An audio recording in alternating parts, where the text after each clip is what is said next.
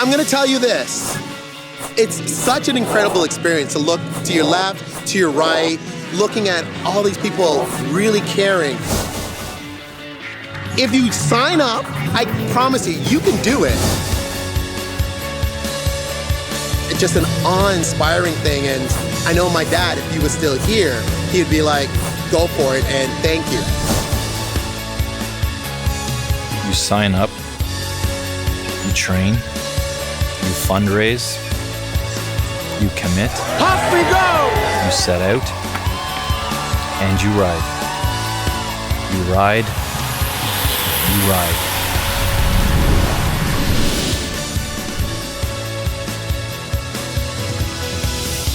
What a brilliant day today.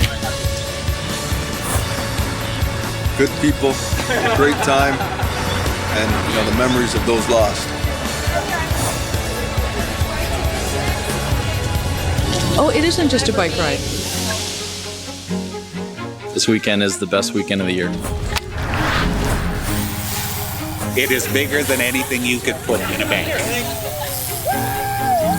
This is a journey about finding out who you are, but also riding for people that can't ride.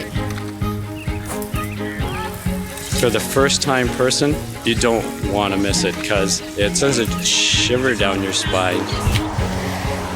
You'll never experience anything like it in your life. This is one of a kind.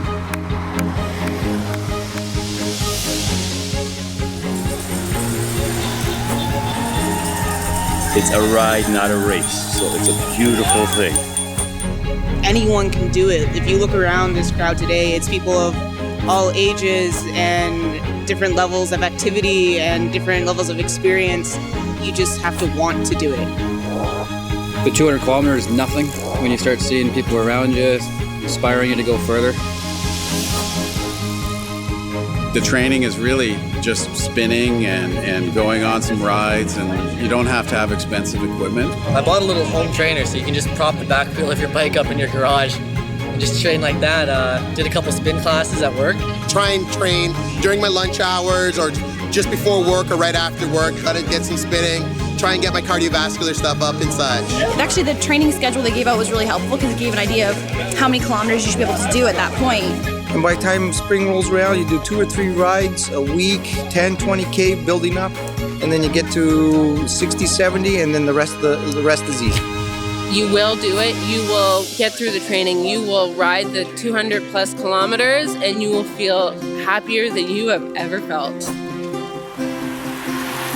You fight, you never give up. You're helped, you're thanked, you say thank you. Honestly, this event is put together so well, and I tell all my friends and family that. It is a long ride, but there is lots of rest breaks, so you can take your time. Pit stops are always a nice motivation. A little stop, a little stretch, a little Rice Krispie square. Tons of stuff. There's Gatorade and granola bars. All of the porta potties, all of the bike techs. I mean, I just blew a tire, and the guy was so helpful to change my tire for me. We're here at lunch. So we're fueling up and getting ready to head towards camp.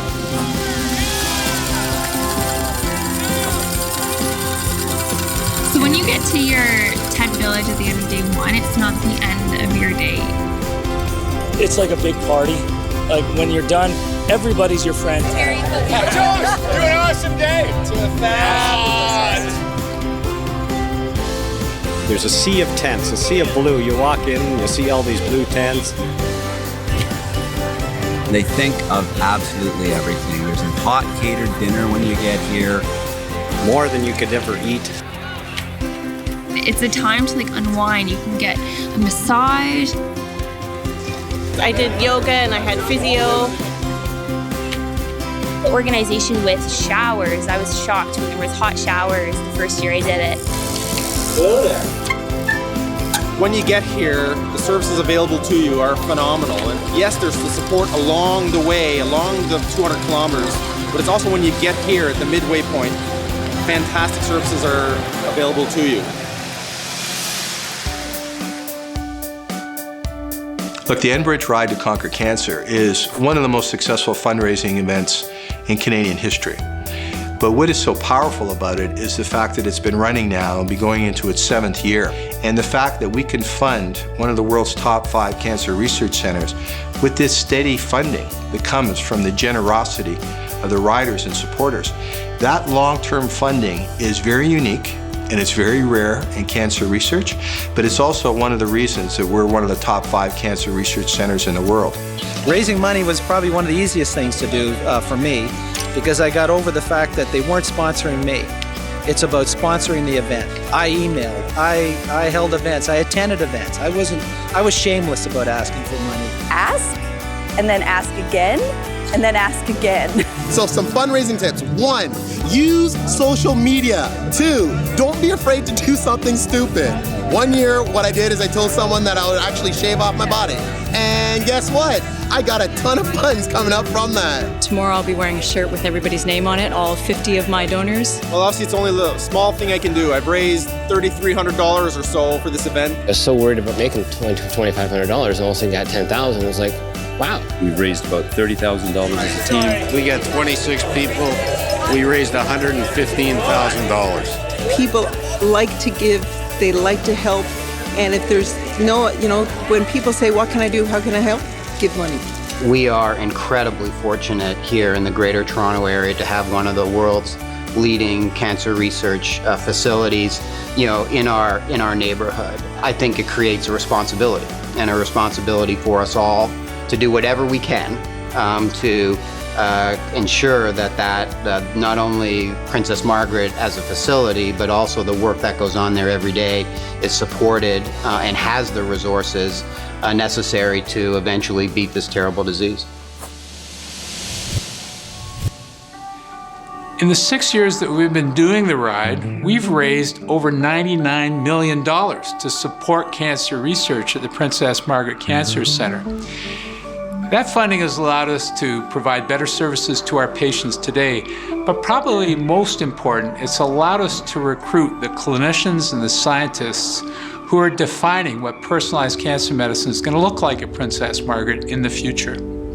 I continue to be astounded about how wonderful and how smart and motivated people here are, not just with the clinical care, but also on the research side, even the basic researchers and the clinical researchers, how we always find interested people to collaborate with and put together projects to really try and merge the best of basic science and clinical science. We are obsessed with trying to understand this cancer problem, and we are obsessed with finding a cure. The Princess Margaret has a responsibility to push to the future, to show others, not just in Canada, but in the world, about how to do it better. This money has been transformative, but let's reflect on where our goal is. It's to conquer cancer in our lifetime, and we're not there yet. We still have a long road to go. You should ride because you will be inspired, you will be empowered, and you will become a part of our collective effort in conquering cancer in our lifetime. You aren't a doctor, you're not an athlete, but you can do this and you can contribute and you can be a part of the community and give support to fellow riders and get support for yourself and show those who have cancer and the people that you care about that, you're in it with them.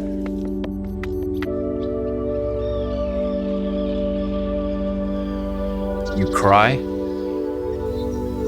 you never forget. You say, never again.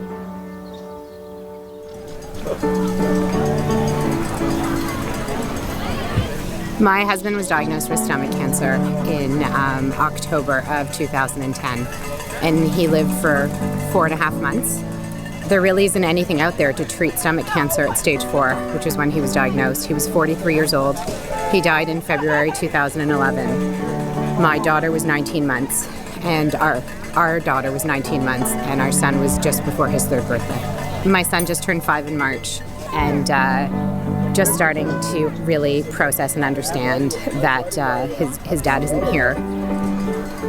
My friend Sue knew I was doing this ride, But even though we knew she was dying, we couldn't quite say the words, "This is for you." You always have hope, even when there isn't any. And we would talk about it on the outside, like, I'm doing the ride this year and you can do the ride with me next year. It didn't need to be said that the ride would be in her memory. But she's here. Of course she's here. She knows. The yellow flag are survivors, and the black flags are people that didn't survive. Unfortunately, it gets a new name every year, but that's why we're riding, so eventually you won't see it. And I don't have to ride with that sign one of these years. It's so close, you can touch it. You can see it. Right there. When I make it to the top of a hill, I know I'm alive. I had Wilms tumor when I was 8 years old, and it's been 13 years since then now. I had skin cancer in 2007, survived it. I was diagnosed with colon cancer at 44. Hodgkin's lymphoma. Next year will mark my 10 years. I wanted to give something back because I had survived and I benefited from cancer research. I've done all 6 rides, 2008, 9, 10, 11, 12, and my 6th one, number 13.